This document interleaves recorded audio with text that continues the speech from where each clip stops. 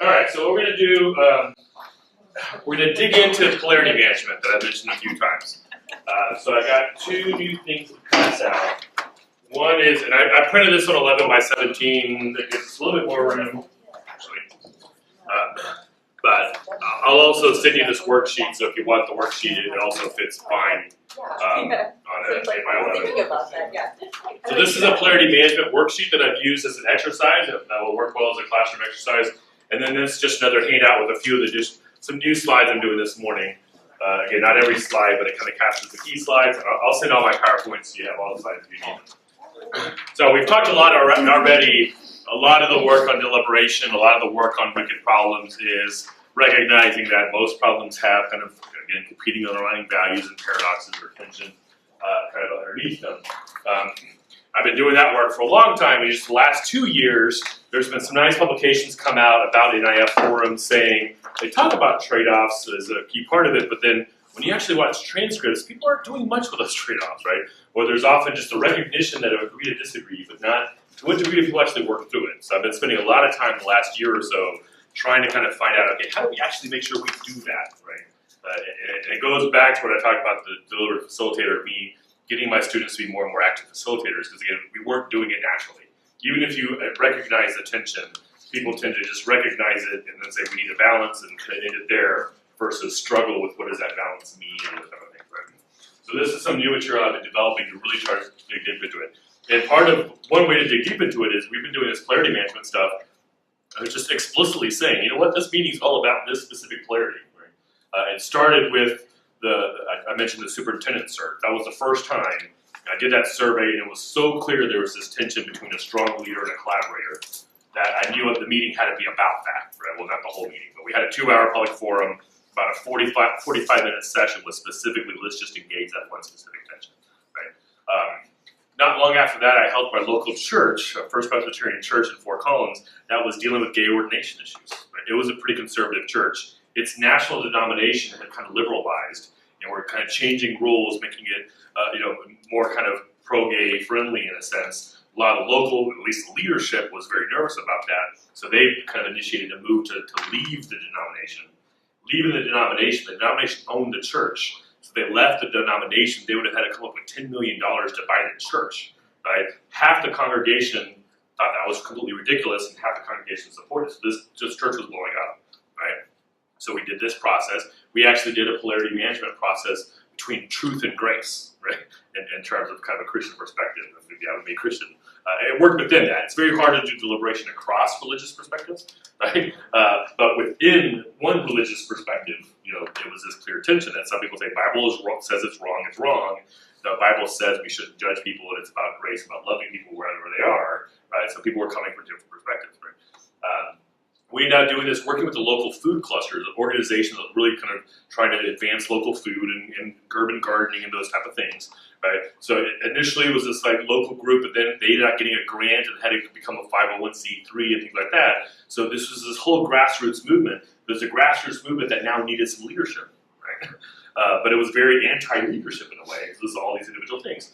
So we did a polarity management thing about, what are the advantages of a top-down kind of strong leader versus a bottom-up kind of collaborator. So we've used this kind of format in lots of different ways, right?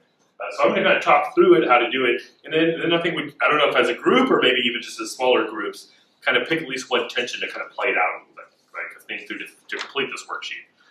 This is a really good class experience. So we start. I talked earlier when we did the 5 basic American values, there's this tension between freedom and security, right? And typically the way conversations go, and my life for a long time was analyzing public discourse as it was and talking about how bad it was. And one of the things I often saw was people were picking one value and basing it off that, right? So in this tension between freedom and security, say we're dealing with terrorism or things like that, some people said, well, I'm all about freedom, and the other side's anti-freedom, right? If you're against me, it means you hate freedom. Again, no one really hates freedom. Right? Or on the flip side, if you're all about security, then you just assume the other side is anti-security. The other side is for the terrorists or whatever, right? So that's a very divided conversation, right? So one simple thing is by recognizing the tension and putting in tension with each other, you recognize that for some people, freedom and security are in tension with each other, so it's more of a continuum. And just by flipping it and putting it on a continuum, you change the conversation, right? Because most people will agree that both freedom and security are good things, right? So very few people would be on the edges, right? There's very few people that say, no, we should have complete freedom and security doesn't matter, right? Every person for themselves. No one's really there, right? And no one's really going to say we're going to have all security but no freedom, right? So by just kind of introducing the tension, you automatically put people in conversation with each other, right? The people that are on the freedom side versus the security side, instead of being opposites, right? They are now both somewhere in the middle, right? And if someone's here and someone's here, you can have a conversation, right? The conversation becomes, yeah, freedom and security are both important. I think freedom's more important than security. You think security is more important than freedom. But there's a basis for conversation there, right? Versus I'm for freedom and I think you hate freedom, right? Which is how our minds normally work. So this comes up, I mentioned this briefly yesterday. I think I actually have these slides in the original slide packet. But Aristotle, who 2,000 years ago figured this out, right? He defined virtue as a mean between two vices. One vice which depends on excess and one depends on defect. Virtue goes finds and chooses, which is intermediate, right? So he talked about, the best example is courage. It's very hard to say courage is X. Courage means this. Because courage is situational, right? And the extremes, recklessness we know is bad, and cowardice we know is bad. Courage is kind of the ideal mean between it. And by ideal mean, it doesn't necessarily mean the middle, right? Ideal mean in a certain situation, maybe in some cases it's best to run, right? You're completely outnumbered, so it might look like cowardice, but courage in that case is actually leading, right? And in some cases, even though you're going to lose, it's probably best to kind of stand your ground, right? So it's kind of situational. The conversation becomes, where along this line is the ideal in that situation? So when I'm talking about dealing with tensions, often that's what you're trying to do. Okay? And the easy thing is to say, oh, we just need balance, right? The conversation we need to have is, what does balance mean, right? Is balance middle ground? Is balance, where is it in there? And that becomes a negotiation. And that, like I talked about, a strong democratic community is about a constant conversation. The constant conversation is, where's that ideal mean? Where's the balance between these things? Right? So you see what I talked about yesterday, justice. Aristotle talked about justice is actually the ideal mean between getting more than you're due or getting less than you're due. Right? Justice is a tension in itself. So within that context, I ran into this polarity management. And if you're interested in this, I think I put it on your slides. There's a book from Barry Johnson called Polarity Management. But if you just Google polarity management, you'll find some interesting stuff out there. It's actually a business management concept. Barry Johnson in particular, and there's another one, Robert Quinn's work on competing values framework. Both of them were management people that started studying management theories, and all these kind of hot theories would come out. Like the manager needs to be a collaborator, manager needs a strong leader, all these kind of things. And they realized over 30 years, there was all these hot concepts that would become bestsellers, but then kind of die off, right? And the reason for that is they say the heart of good management, right, is managing tensions, right? That you don't want to just be a really good employee, like love your employees and be nice to your employees, right? But if you're being a really tough boss, then becoming nice to your employees is going to make a difference because you're kind of negotiating that tension. Right? So they put all these, Robert Quinn's work in particular, puts all these management theories in context with each other and say management is all about managing tensions. Short-term versus long-term, being employee-oriented versus being kind of hard-headed, focusing on doing one thing really well, focusing on being very broad and doing lots of different things, focusing on being innovative versus focusing on your core business. Those are all tensions. None of them are right answer, and the extremes are bad. Right? So this is one example. This kind of, you think about this in terms of teaching, or think about it in terms of your boss, right? So it's, to what degree do you like clear directions and clear guidelines? So imagine a situation, I just got a new job. When I come home the first day to my wife and say, oh man, this is such a nice job. My boss just is, I exactly know what I'm supposed to do. Clear directions, I know exactly what I'm doing, gives me great feedback. Oh, it's a wonderful job. Right? Over time, that clear directions and clear guidelines tends to slide down, right? And that same boss that seems so wonderful, right, now seems rigid and impractical, right? I come home after work saying, my goodness, they don't let me think for myself, right? I mean, just exactly, I have to do everything in his way all the time. It's just crazy, right? So finally, I quit my job, and I go work for a friend of mine, because a friend of mine is very flexible, listens to reason, right? And that seems to solve my problem, right? My problem became my boss is rigid. To solve my problem, I go to a flexible boss. I come home the first day of work. Oh, it's so nice. My job. Oh, and I just get to think for myself and do my own thing. It gives me some sense of what he wants, but I can do it my own way. It's so wonderful. Over time, that flexibility tends to kind of slide down to this. Right? I come home and say, oh my goodness gracious, he has no clue. I have no idea what I'm supposed to do. I don't know how I'm getting evaluated. Right? It's just ridiculous. He never gives me a straight answer to anything. Right? So that becomes a problem. Right? So I quit my job. Right? And I go back and I find a job, a boss who gives me clear directions. And I come home and I tell my wife, oh, my new boss, she's so wonderful. And vice versa. So this figure 8 is a typical way. And what Barry Johnson talks about is that's when we misdiagnose managing a polarity as a problem. Right? We see rigidity and impracticality as a problem, so we solve it by going to its opposite.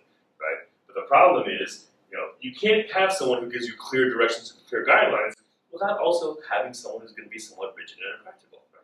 And you can't have someone who's flexible and listens to reason without also having someone who's going to be ambiguous and gives you lack of direction.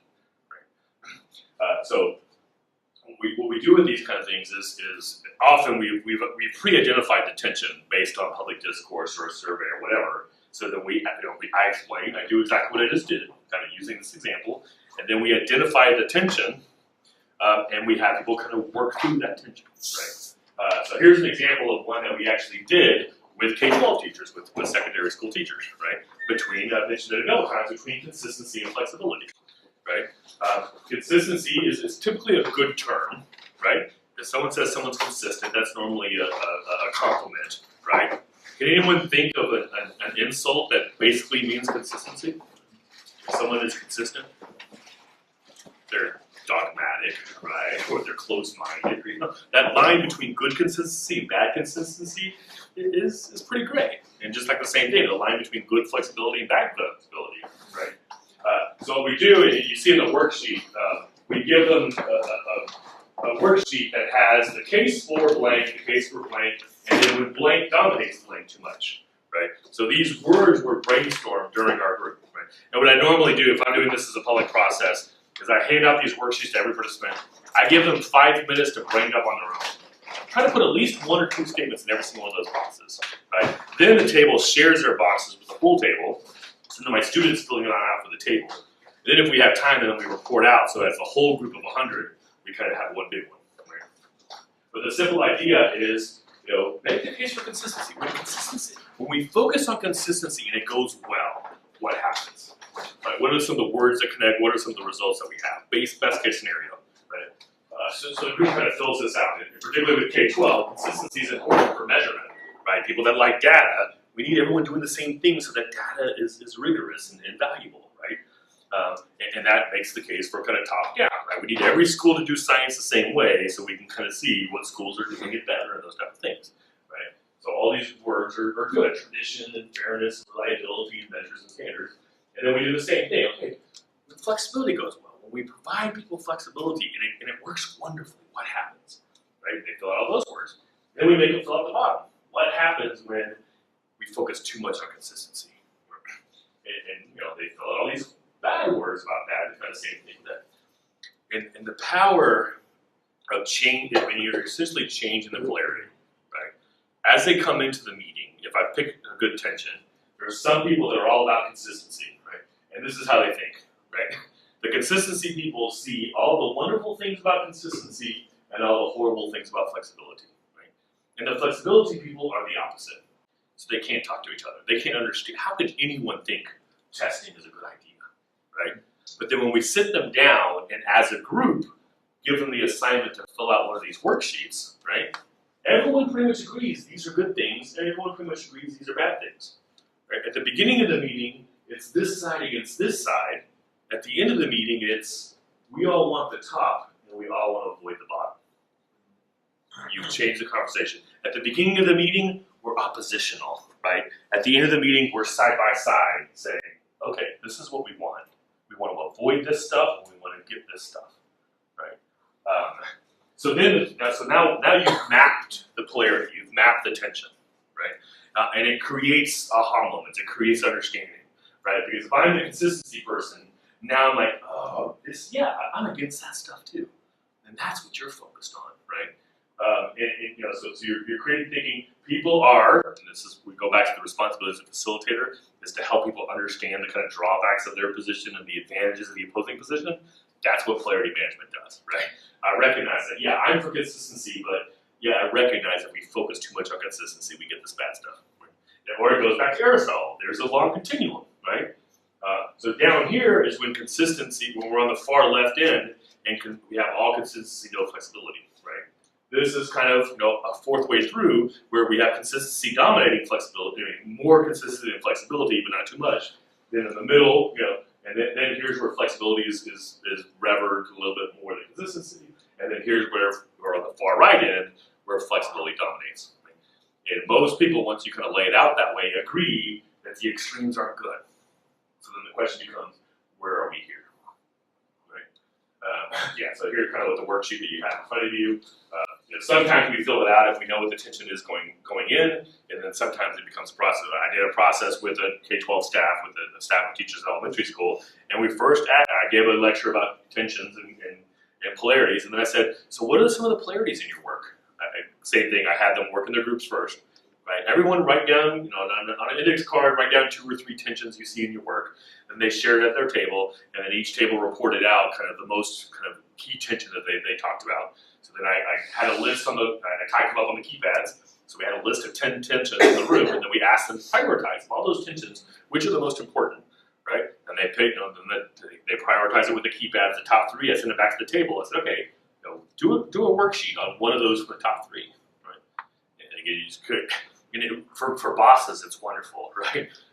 Because when people are kind of polarized in a sense, you automatically kind of have this assumptions that you're making of where they're coming from, and it makes it so much easier when someone's complaining, like, "Oh, okay, that's what you're down here," right? But it helps, that you can kind of change the conversation a lot, right? So here's the steps of the exercise. I think I have this on the back, right? Yeah. So it's on the back of your worksheet. The first, the polarity or tension is identified or named. Sometimes I name them beforehand. Sometimes we have a process to name them. In the groups, you brainstorm the positives of each one at a time, and then in the best possible case, then you complete the out of balance, the bottom kind of row. Sometimes if we have time, I always like to work, this goes back to the extrovert introvert. If possible, I always like to ask people individual questions, have them write them down, then share them with the group if you have time. Right? That you're going to get a lot more ideas and a lot more to work with in a sense. Plus, if you have everyone write them down, you can collect that, right? So that now I have all the individual responses, so I can see how often things come up. But then I also have the refined responses after they go through a group process. The other thing that we do sometimes, we did this with schools, I think it's up here next, is once you kind of identify attention, so you have that continuum from complete flexibility to complete consistency and everything in between. When we're working with lots of schools, we identify these 10, I'll show you in a second, 10 tensions within kind of secondary education. And then we ask them, for your school, where are you on this tension, right? From consistency to flexibility, where do you think the school should be, right? Some people might put it right in the middle, right? Perfect balance. Some might say, you know what, we need to be kind of more on the flexibility side. And some people might, and then we ask them, where do you think your school is? So where's your personal preference of how to negotiate that tension, and how do you think that tension is currently being negotiated? Yeah. I'm just curious, when you set this meeting up, what was the purpose of the meeting? Like, why did people decide to show up? How did you sort of frame what people were going to do? Yeah, so I mean, the work we did some work with a particular elementary school that was dealing with. So they had a new principal come in. The old principal had been there for 20 years and was kind of seen as a pro teacher, letting the teachers do what they want, right? But the scores started going down, right? That principal retired. They put in a new principal who was told kind of by the district to kind of shake things up and change things up and take more control, So there was kind of a rebellion of the teachers that weren't used to this top-down leadership because they were so used to before, right? So they brought me in particular to kind of talk about that tension in a way of how do we kind of balance this top-down, need to change things. What's the role of principal versus teacher? Like top down versus improving relations? No, I think it was just kind of improving communication across staff, right? Because a lot of it was just giving them, it gave them a way of talking, right? So instead of saying, oh, you don't want to give teachers any flexibility, it's like, okay, what you're saying is all about consistency, right? But then that also opens up for me to say, well, the problem is if you focus so much on consistency, you're losing, So it gave them a way of talking that was easier to talk without having to attack each other, right? But this process, let me kind of get to it here. I'll come back to this. So this was a bigger meeting that I did with the Colorado Association of School Boards. There's about 100 school board members in the room, and I just wanted to kind of give a lecture on polarity management. The focus of that particular conference was on technology. How much should we kind of focus on online teaching and those type of things versus face-to-face? So I particularly focused on that tension. Everyone completed a worksheet on this, face-to-face teaching versus online teaching. So again, online goes well. What happens? What's the best case scenario, right? And then when face-to-face goes well, and then when we focus just on face-to-face and don't have any online, what are the negatives? And we focus too much on online and forget face-to-face, right? So they all kind of included that. And then I asked them this: where do you skate on the tension? Right? So this is the answer that I wrote with a whole bunch of school board members, right? So a lot of them saying we kind of need the middle balance, we need a little bit of both, right? And then when we ask them where do you see your district, right? Oh, I don't have somebody that normally comes up with a mean, right? But we did this from different ones. For me as a delivery practitioner helping this organization improve, right? If the mean score is pretty close, right? If the where they think it should be, where it is pretty close, that means, okay, we're doing the job, right? Where the mean score and where they think they should be is very different, that means we need to talk about this more, right? That's a problem, that people think it's kind of out of balance in a way. So then we start talking a little bit more how to change that balance. So that's just some mechanisms we do to kind of start the conversation. So these are 10 kind of tensions within K-12 that I've been working with the last few years, right? You see consistency versus flexibility. This is measurement, standards, and testing, right? There's such an emphasis on that now, but that relies on consistency, right? But it's that recognition that if we're going to really focus on testing, then we're going to lose some innovation and flexibility. And going back again, we'll get into this a little bit more. Just because I'm saying it's a tension, I'm not implying it's a zero sum, that it's an automatic dichotomy, right? There are ways to transcend the tension. There are ways to kind of do it both, right? Can we have testing and innovation? Yeah, there's some ways to do that, right? But it is also a natural tension that the more we tend to focus on consistency, we're going to inherently lose innovation unless we figure out better ways to do it, right? Here's the basics for STEM versus whole child and special that I kind of mentioned yesterday, right? Strong leadership versus collaboration, I kind of talked about, right? So we kind of asked them, which of these are kind of most important to you, right? And that's kind of how they answered, right? So that local control versus state and federal that I talked about, right?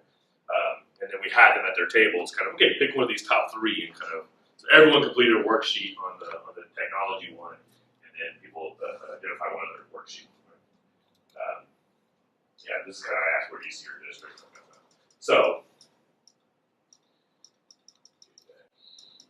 once you have it mapped out well, I think this is in the back of your worksheet as well, right? The potential strategies. Right? So once you have the map, so now you've created some mutual understanding, right? We all understand this tension. People might be in very different places of how to best negotiate the tension, right? So then I offer these as kind of ways of, okay, let's think now, how do we react to this, right? Because we don't want to just see the tension and say, we need balance. So like, what do we do? So this is the move to action in a way, right? So first is you can recognize the tension but still prefer one side while accepting the trade-off. What we don't want is people to have blinders on, right? We don't want people to say, I want flexibility, there's no problem, flexibility is wonderful, right? So sometimes you might say, yeah, I recognize, well, going back to the superintendent search, I recognize we can't have a strong leader and a collaborator, right? But you know what, with the situation that our district is facing right now, we need a strong leader, right? We need some changes quick, right? Collaboration is wonderful, but it takes too much time. So with this tension between a strong leader and collaborator, I'm going to lead a strong leader, but I recognize we're losing something with that, right? So that's the preferral. Once you recognize the tension, sometimes you're saying, because of our situation, that might be temporary. You might say, you know what, for now, we need a strong leader, right? We need to revisit this, right? And come back kind of a little later on, right? Or you might recognize the tension and seek balance. This is kind of the Aristotelian, right? Now, we need to find that perfect middle ground between strong leader and collaborator, right? Or you might recognize the tension and then seek to transcend or integrate, right? We have some of that today, right? That we can do science and gardening at the same time, right? We can read about science, right? We don't have to make those choices, right? Yeah, we're not making a choice between math and music. Math is critical to music, right? So we can kind of teach math and music at the same time. But we tend not to do that innovation and transcending unless we're talking about that, right? Often we have the blinders on, we're only seeing one side, you don't have to transcend, right? But once you recognize this is the inherent tension, that's when you can spark that creativity, right? How can we have the best of both worlds? And I'm doing another little bit of work trying to do a typology of tensions, right? So some tensions do seem to be natural opponents, right? That transcendent is hard. It's kind of one or the other. There's a lot of other tensions that I'm kind of more calling resource tensions, right? So like one of the tensions I had on there was between dealing with the achievement gap. You know, the United States, low income and minority groups can tend to score badly, go to college less than that. So there's a lot of focus on achievement gaps and helping kids catch up. And then there's a lot of focus on gifted and talented, right? Wendy was talking about her kids are doing gifted and talented testing today, right? So the tension there is the really good parents have gifted and talented kids. They're the vocal parents that show up, and whereas in some ways the schools probably need to focus more on the kids falling behind with the role of the schools and kind of but there's an imbalance. So how much now those don't automatically go against each other. It's more of a resource. How many teachers do I assign it? How much time do I spend to it? But there seems to be a tension. Are you focusing on those falling behind? Or are you focusing on the top 10% to make sure they excel? So there's different kinds of tensions. Some are easier to transcend than others. Having the gifted and talented kids, working with those kids is one way, that now you're kind of seeing them more as mentors and teachers. So they're learning that skill while also helping, So those the tensions that are really kind of hard to do, top down versus bottom up, it's kind of hard to transcend that tension, right? But other tensions are easier to transcend. You can recognize the tension and focusing on developing nimbleness, right? One thing that came up, I think I was facilitating, so I couldn't jump into it and kind of give my opinion, but we did a lot of work with the Northern Colorado Workforce Initiative, right? And a lot of it became, how can we get the local schools, so CSU, UNC, and a community college, to be more nimble, to kind of develop programs that the current industries need, right? The problem is higher ed moves really, really, really slow, and business moves really, really fast, right? So part of that conversation became, we need to be more nimble. Education needs to kind of figure out how to negotiate that tension better in a way, right? So this is your recognized tension. You think about how do we kind of bounce back and forth a little bit more, right? And then last, you recognize the tension, but allow different groups to seek alternative needs. So one way schools have done this between the kind of STEM and whole child is have different schools, right? So you said you send your kid to a Montessori school, right? I think you said you're working with STEM schools, right? And there's art schools, and there's so then you give those options in a sense, right? So then if I want my kid to focus on kind of art and whole child, I have an option to do that, right? Or the same thing, if you have an organization that's struggling with short-term versus long-term, you can say, hey, you know what? Here's a special committee that's always going to be focused on the long-term, right? They're going to meet once a week and just talk about long-term trends and big picture stuff, right? But the rest of the organization is going to focus on short-term. Right? So there's ways of negotiating the tension and then kind of trying to divide it up in a sense. Let's have some people focus on each, and then maybe meet once a year to kind of see where we are on the balance between that. Right? So, or you can disagree with attention. That's one option I always have, is I don't want people to say, because again, I always have this part of my head that's saying, you're creating false dichotomies, right? You're creating tension when there isn't there, right? So I always want to leave it open. And this is kind of an important point as we get into issue framing in the afternoon. All the stuff that I create for my meetings for people to react to, it's always kind of a living document. It's always something to react to, right? I explicitly say, I got things wrong. Going back to the reaching for every tool ideal, I didn't frame this perfectly, right? I framed it to react, I framed it to spark a good conversation, but I know I got things wrong. And I always incorporate in the process chances for them to correct things. I always tell them, write some ideas down and come and hand it to me if you think I got it wrong. But I'm also trying to, I often have like a ground rule or explain, it's like, work with it for the day, right? Especially with academics, right? Academics can tear any document apart, right? So if you open it up to criticize the document, they'll spend 2 hours criticizing the document and never actually talk about the issue, right? So I'm saying for the next 2 hours, just try to make it work as well as possible, right? If you've got problems with it, feel free to write up or email me, and we're constantly adapting, constantly changing. I normally have a survey question on the survey that says, what's wrong in the background? What needs to change? And that's kind of creating somewhere where they can complain, right? So they don't necessarily complain at the table that they're actually doing the process, right? So that's why I always going to have the safety valve, or a little safety valve, that if you think, this is false, like you're creating tension when it isn't there, then we give them that option to do